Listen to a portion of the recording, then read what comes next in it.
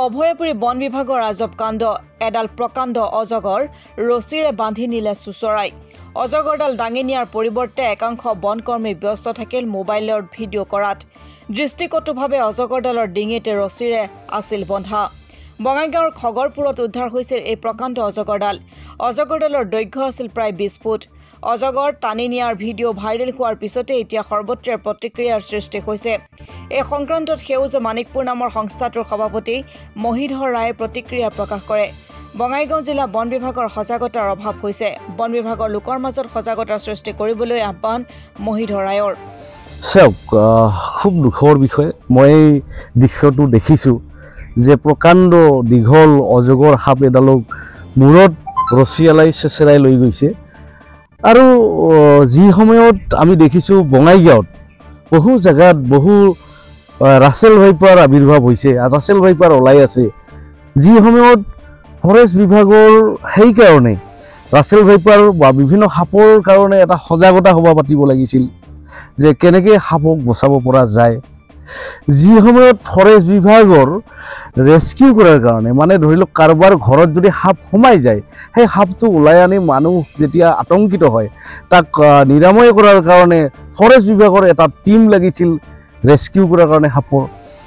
কিন্তু সেই সময়ত সেইবিলাক দেখা নাপায় আজি আমি দেখিছোঁ এটা যে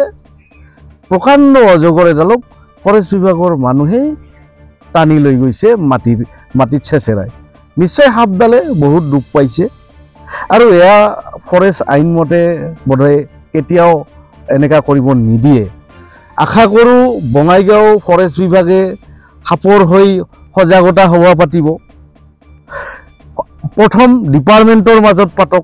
ডিপাৰ্টমেণ্টৰ মানুহবিলাকে যদি এনেকৈ বুজি নাপায় তেতিয়াহ'লে ৰাইজে কেনেকৈ সজাগ হ'ব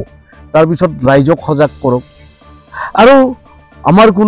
মোৰ কোনো এনেকুৱা ইণ্টেনশ্যন নাই যে চাকৰি কৰি আছে মহেদৰ কাৰোবাৰ ভাইটি কাৰোবাৰ দাদা কাৰোবাৰ দেউতা যে মোৰ এই কথাটোৰ দ্বাৰা এনেকুৱা ইণ্টেনশ্যন নাই তেখেতসকলৰ চাকৰিত হেম্পাৰ হওক কিন্তু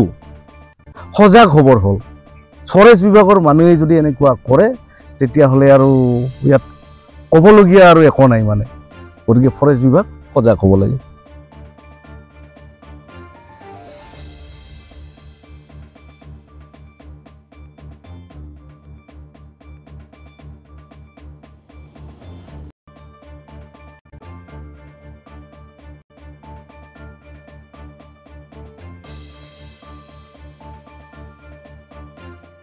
মানিকপুৰৰ পৰা আব্দুল সুবাহান আলীৰ ৰিপৰ্ট অসম টুডে